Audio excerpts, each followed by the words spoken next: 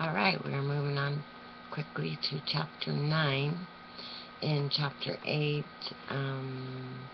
Miss Maudie's house burned down, and out of the dark reaches Boo Radley and puts a blanket around Scout. Unfortunately, the kids, too taken by watching Miss Maudie's house burn, don't realize that he did it. And realize that after they get home that she has a blanket around her, and that could be the only person that put it around her. Alright, chapter 9. You can just take that back, boy. This order given by me to Cecil Jacobs was the beginning of a rather thin time for Jem and me. My fists were clenched and I was ready to let fly. Atticus had already promised me he would wear me out if he ever heard of me fighting any more. I was far too old and too big for such childish things, and the sooner I learned to hold in, the better off everybody would be. I soon forgot. Cecil Jacobs made me forget. He had announced in the schoolyard the day before, that Scout Finch's daddy defended niggers. I denied it, but told Jem. What did he mean saying that, I asked. Nothing, Jem said. Ask Atticus, he'll tell you. Do you defend niggers, Atticus? I asked him that evening. Of course I do, and don't say nigger, Scout. That's common. It's what everybody at school says. Well, from now on, it'll be everybody less one. Well, if you don't want me to grow up talking that way, why do you send me to school? My father looked at me mildly, amusement in his eyes. Despite our compromise, my campaign to avoid school had continued in one form or another since my first day's dose of it. The beginning of last September had brought on sinking spells, dizziness, and mild gastric complaints. I went so far as to pay a nickel for the privilege of rubbing my head against the head of Miss Rachel's cook's son, who was afflicted with a tremendous ringworm. It didn't take. But I was worrying another bone. Do all lawyers defend Negroes, Atticus? Of course they do, Scout. Then why did Cecil say you defended niggers? He made it sound like you were running a still. Atticus sighed. I'm simply defending a Negro. His name's Tom Robinson. He lives in that little settlement beyond the town dump.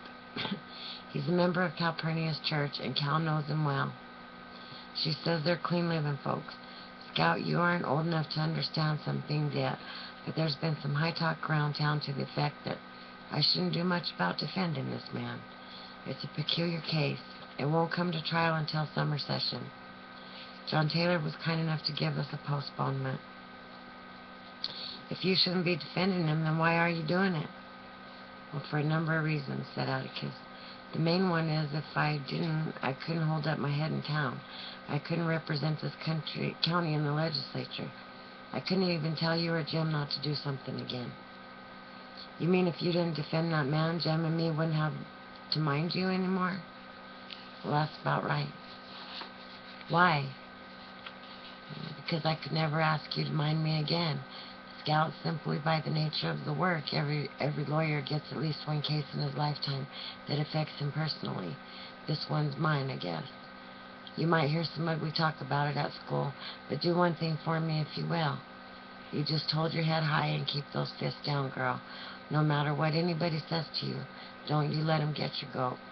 Try fighting with your head for a change. It's a good one, even if it does resist learning. Atticus, are we going to win it? No, honey. Then why do you...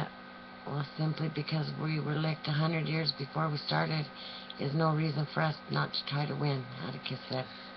You sound like Cousin Ike Finch, I said. Cousin Ike Finch was Macomb County's sole surviving Confederate veteran. He wore a General Hood-type beard of which he was inordinately vain. At least once a year, Atticus, Jem, and I called on him, and I'd have to kiss him. It was horrible. Jem and I would listen respectably to Atticus and Cousin Ike rehash the war. Tell you, Atticus, Cousin Ike would say, the Missouri Compromise was what licked us, but if I had to go through it again, I'd walk every step of the way there and never step back, just like I did before, and furthermore, we'd whoop 'em this time. Now, in 1864, when Stonewall Jackson came round by Oh, I beg your pardon, young folks. Old Blue Light was in heaven then. God rest his saintly brow. Come here, Scout, said Atticus. I crawled into his lap and tucked my head under his chin. He put his arms around me and rocked me gently. It's different this time, he said. This time we aren't fighting the Yankees, we're fighting our friends. But remember this, no matter how bitter things get, they're still our friends and this is still our house. It's still our home. With this in mind, I faced Cecil Jacobs in the schoolyard next day. You gonna take that back, boy? You gotta make me first, he yelled. My folks said your daddy was a disgrace and that nigger ought to hang from the water tank. I drew a bead on him, remembered what Atticus had said, and then dropped my fists and walked away. Scout's a coward, ringing in my ears. It was the first time I ever walked away from the fight. Somehow, if I fought Cecil, I would let Atticus down. Atticus so rarely asked Jim and me to do something for him, I could take being called a coward for him. I felt extremely noble for having remembered, and remained noble for 3 solid weeks. And then Christmas came, and disaster struck. Jim and I viewed Christmas with mixed feelings. The good side was the tree and Uncle Jake Finch. Every Christmas Eve day, we met Uncle Jack Finch. Every Christmas Eve day, we met Uncle Jack at Macomb Junction, and he'd spend a week with us. A flip of the coin revealed the uncompromising lineaments of Aunt Alexandra and Frances. I suppose I should include Uncle Jimmy, Aunt Alexandra's husband, but as he never spoke a word to me my whole life except to say, "Get off the fence," once, I never saw any reason to take any notice of him. Neither did Aunt Alexandra. Long ago, in a burst of friendliness, Auntie and Uncle Jimmy produced a son named Henry, who left home as soon as he was humanly possible, married, and produced Francis. Henry and his wife deposited Francis at his grandparents' every Christmas, and then pursued their own pleasures. No amount of sighing could induce Atticus to let us spend Christmas Day at home. We went to Finch's Landing every Christmas in my memory. The fact that Auntie was a good cook was some compensation for being forced to spend a religious holiday with Francis Hancock. He was a year older than I, and I avoided him on principle. He enjoyed everything that I disapproved of, and disliked my ingenious diversions. Aunt Alexandra was Atticus's sister, but when Jim told me about changelings and siblings, I decided that she had been swapped at birth, that my grandparents had perhaps received a Crawford instead of a Finch. Had I ever harbored the mystical notions about mountains that seemed to obsess lawyers and judges, Aunt Alexandra would have been analogous to Mount Everest. Throughout my early life, she was cold and bare. When Uncle Jack jumped down from the train Christmas Eve day, we had to wait for the porter to hand him 2 long packages. Jim and I always thought it funny when Uncle Jack pecked Atticus on the cheek. They were the only 2 men we ever saw kiss each other. Uncle Jack shook hands with Jim and swung me high, but not high enough. Uncle Jack was a head shorter than Atticus, the baby of the family. He was younger than Aunt Alexandra. He and Auntie looked alike, but Uncle Jack made better use of his face. We were never wary of his sharp nose and chin. He was one of the few men of science who've never terrified me, probably because he never behaved like a doctor. Whenever he performed a minor service for Jim and me, as removing a splinter from a foot, he would tell us exactly what he was going to do, give us an estimation of how much it's going to hurt, and explain the use of any tongs that he may employ. One Christmas, I lurked in corners, nursing a twisted splinter in my foot, permitting no one to come near me. When Uncle Jack caught me, he kept me laughing about a preacher who hated going to church so much that every day he stood at his gate in his dressing gown, smoking a hookah and delivering 5-minute sermons to any passerbys who desired spiritual comfort. I interrupted to make Uncle Jack let me know when he would pull it out, but he held up a bloody splinter and a pair of tweezers and said he yanked it while I was laughing, and that was what was known as relativity. "What's in those packages?" I asked him, pointing to the long, thin parcels the porter had given him. "None of your business," he said. Jim said, "How's Rose Allimer?" Rose Allimer was Uncle Jack's cat. She was a beautiful yellow female, Uncle Jack said was one of the few women he could stand permanently. He reached into his coat pocket and brought out some snapshots. We admired them. "She's getting fat," I said. "Well, I should think so. She eats all the leftover fingers and ears from the hospital." "Oh, that's a damn story," I said. "I beg your pardon?" Atticus said, "Don't pay attention to her, Jack. She's trying you out.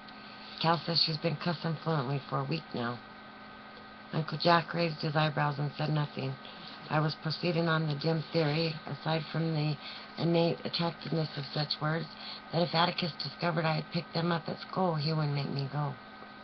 But at supper that evening, when I asked him to pass the damn ham, please, Uncle Jack pointed at me. "See me afterwards, young lady," he said.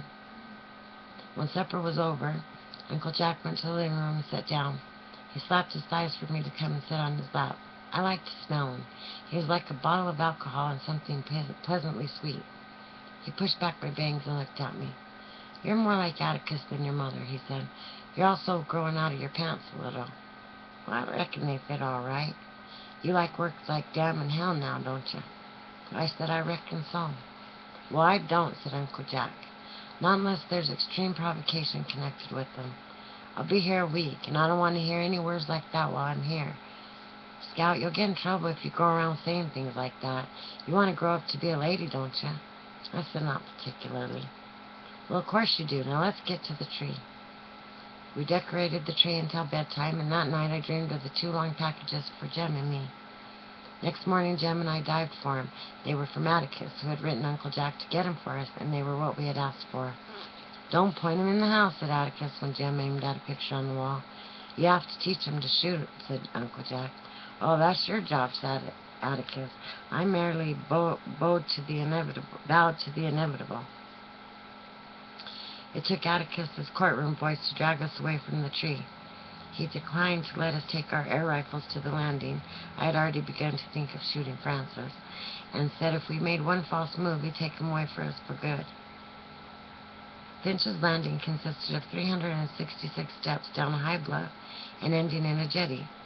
Further downstream, beyond the bluff, were traces of an old cotton landing, where Finch Negroes had loaded bales and produce, unloaded blocks of ice, flour and sugar, farm equipment, and feminine apparel.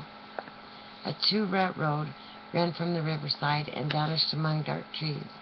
At the end of the road was a 2-storied white house with porches circling it upstairs and downstairs. In his old age, our ancestor Simon Finch had built it to please his nagging wife, but with the porches all resemblance to ordinary houses of its era ended. The internal arrangements of the Finch house were indicative of Simon's guilelessness, and the absolute trust with which he regarded his offspring. There were 6 bedrooms upstairs, 4 for the 8 female children, 1 for Welcome Finch, the sole son, and 1 for visiting relatives. Simple enough, but the daughters' rooms could be reached only by 1 staircase, Welcome's room and the guest room only by another.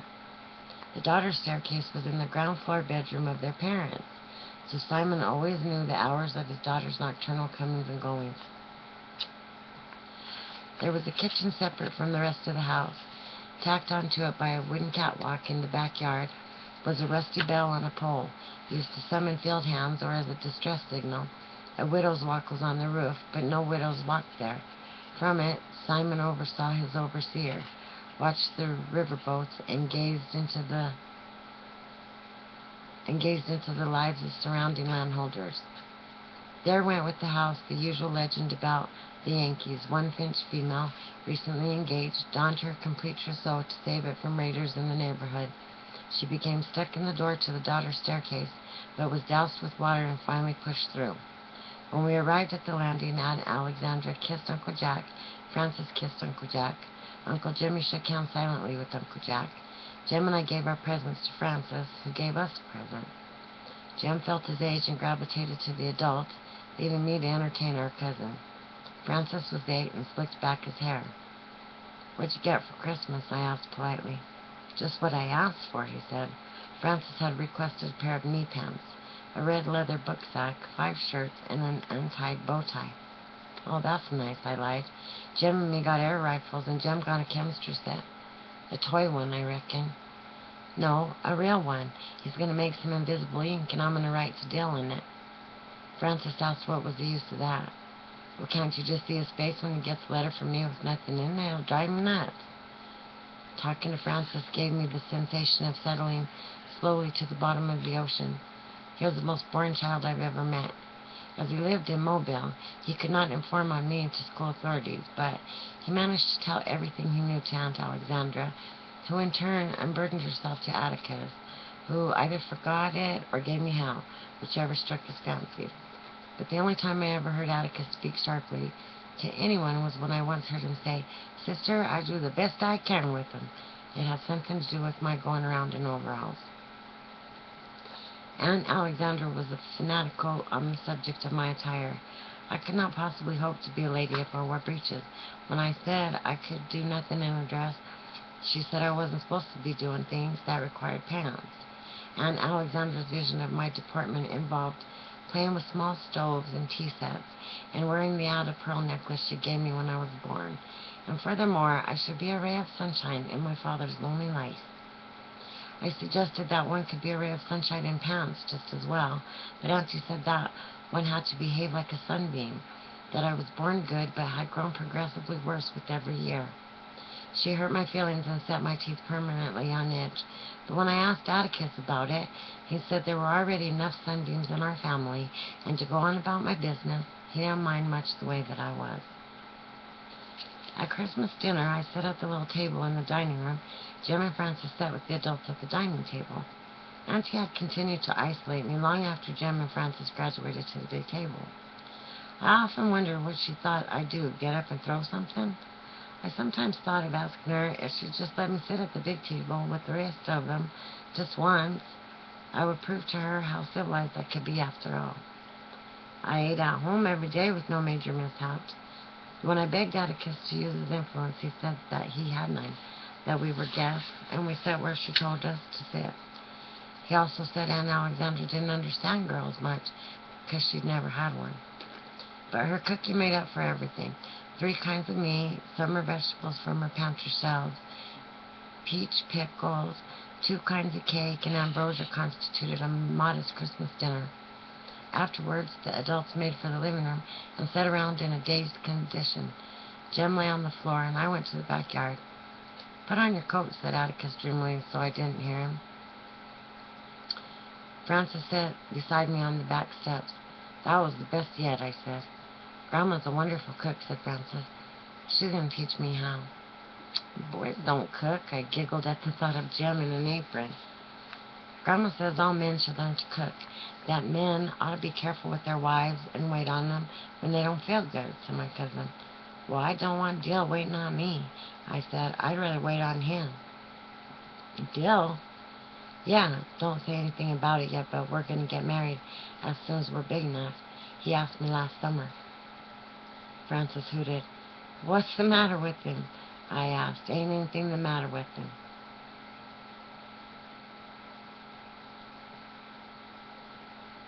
"What? What's the matter with him?" I asked. "Ain't anything the matter with him." "You mean that little runt Grandma says stays with Miss Rachel every summer?" "That's exactly who I mean." "I know all about him," said Francis. "Well, what about him?" "Grandma says he hasn't got a home." "He has too. He lives in Meridian."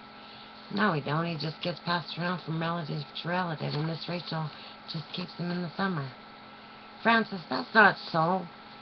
Francis grinned at me. "You're mighty dumb sometimes, Jean Louise. Guess you don't know any better, though." "What do you mean?" "Well, if Uncle Atticus lets you run around with stray dogs, that's his own business, like Grandma says, so it ain't your fault. I guess it ain't your fault if Uncle Atticus is a nigger lover, and besides, I'm here to tell you it certainly does mortify the rest of the family." "Francis, what the hell do you mean?" "Just what I said. Grandma says it's bad enough he lets you all run wild, but now he's turned out a nigger lover.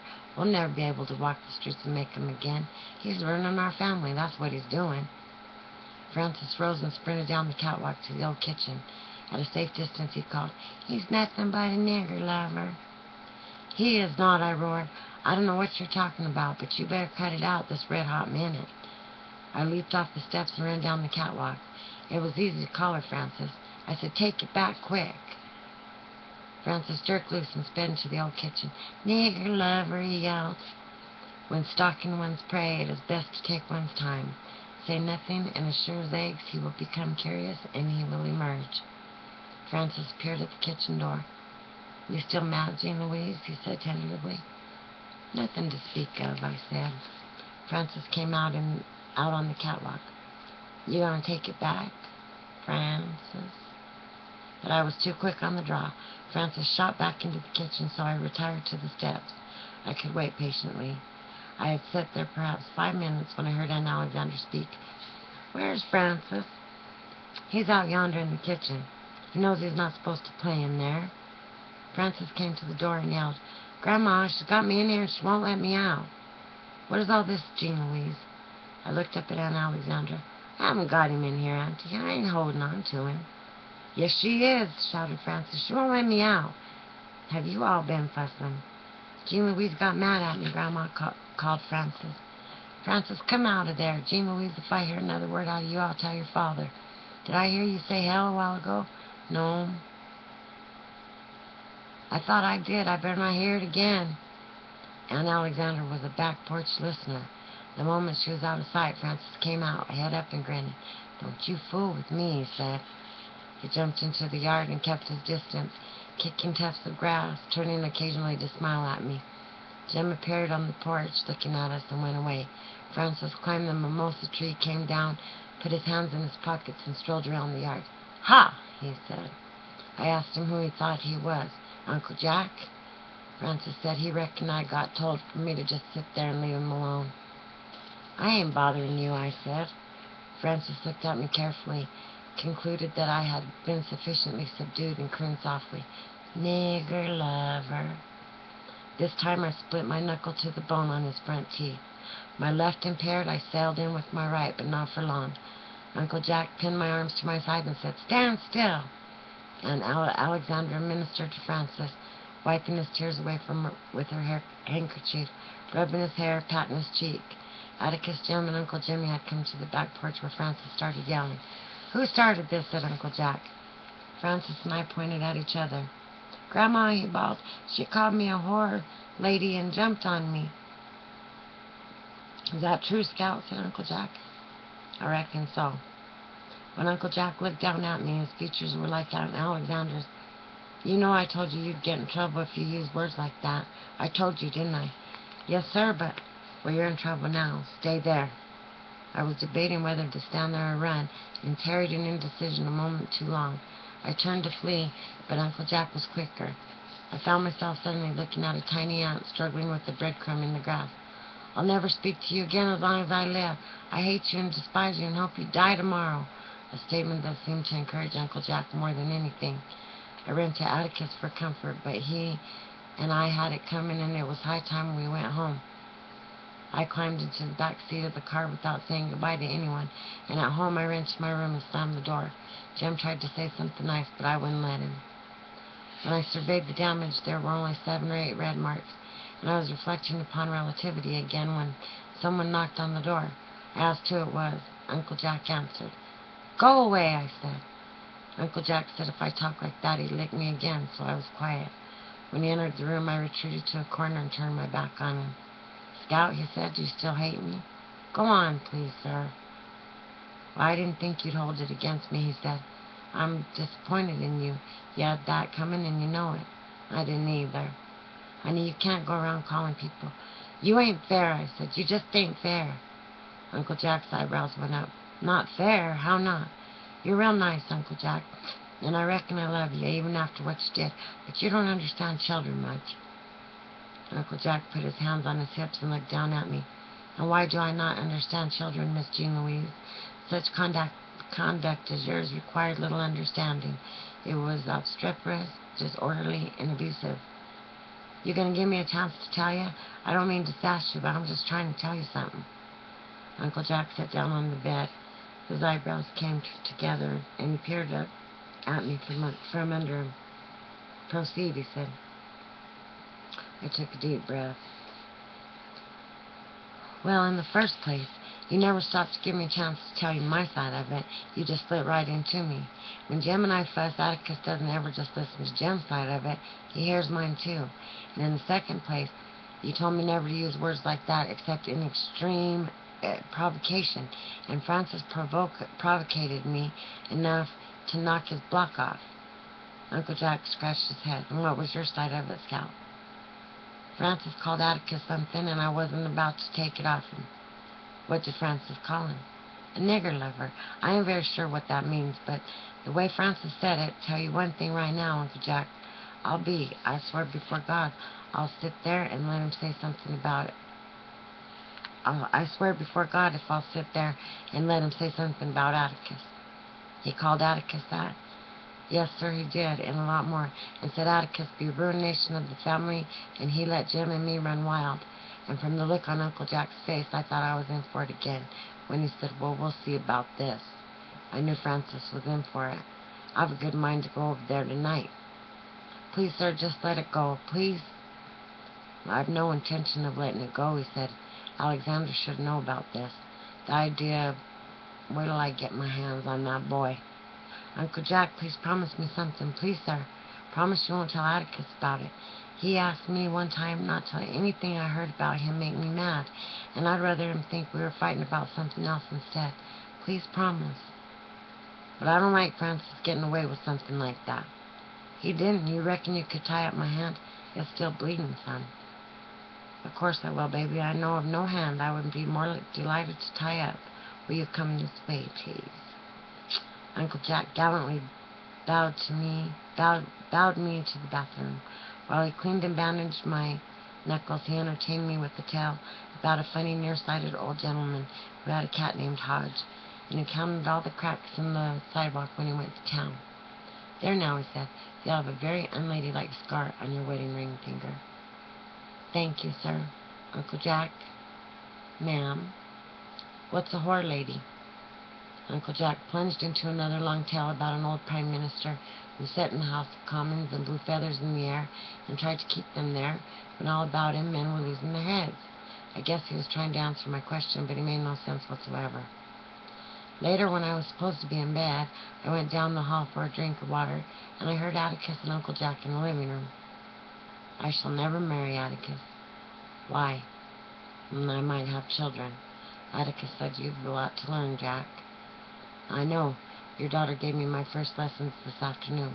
She said I didn't understand children much and told me why. She was quite right. Atticus, she told me how I should have treated her. Oh dear, I'm so sorry I romped on her. Atticus chuckled. She earned it, so don't feel too remorseful. I waited on tender hooks for Uncle Jack to tell Atticus my side of it, but he didn't. He simply murmured, her use of bathroom invective leaves nothing to the imagination, but she doesn't know the meaning of half she says. She asked me what a whore lady was. Did you tell her? No, I told her about Lord Melbourne. Jack, when a child asks you something, answer him, for goodness sake, but don't make a production of it. Children are children, but they can spot an evasion quicker than adults, and evasion simply muddles them. No, my father mused, you had the right answer this afternoon, but the wrong reasons. Bad language is a stage all children go through, and it dies with time when they learn they're not attracting attention with it. Hot-headedness isn't.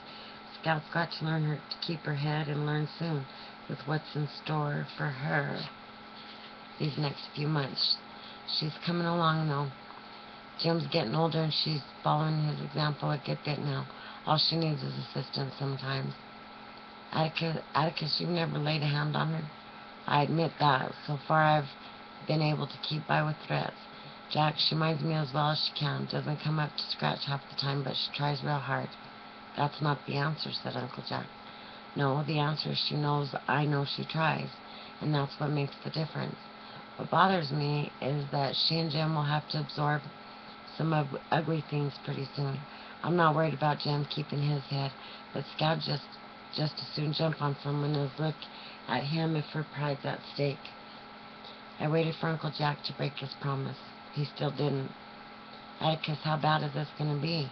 You haven't had too much chance to discuss it. It couldn't be worse, Jack. The only thing we've got is a black man's word against the Yules. The evidence boils down to you did, I didn't. The jury couldn't possibly be expected to take Tom Robinson's word against the Yules. Are you acquainted with the Yules? Uncle Jack said yes. He remembered them. He described them to Atticus, but Atticus said, "You're a generation off. The present ones are the same, though." "What are you going to do, then?" "Well, before I'm through, I intend to jar the jury a bit. I think we'll have a reasonable chance on appeal, though. I really can't tell at this stage, Jack. You know, I'd hoped to get through life without a case of this kind." But John Taylor pointed at me and said, "You're it. Let this cut pass from you, eh?" "Right, but do you think I could face my children otherwise? You know what's going to happen as well as I do, Jack, and I hope and pray I can get Jem and Scout through it without bitterness, and most of all, without catching Macon's usual disease. Why reasonable people go stark raving mad when anything involving a Negro comes up is something I don't pretend to understand. I just hope that Jem and Scout come to me for their answers instead of listening to town. I hope they trust me enough." "Jean Louise?" My scalp jumped. I stuck my head around the corner. "Sir?" "Go to bed." I scurried to my room and went to bed. Uncle Jack was a prince of a fellow not to let me down, but I never figured out how Atticus knew I was listening, and it was not until many years later that I realized that he wanted me to hear every word he said. Wow. Powerful stuff.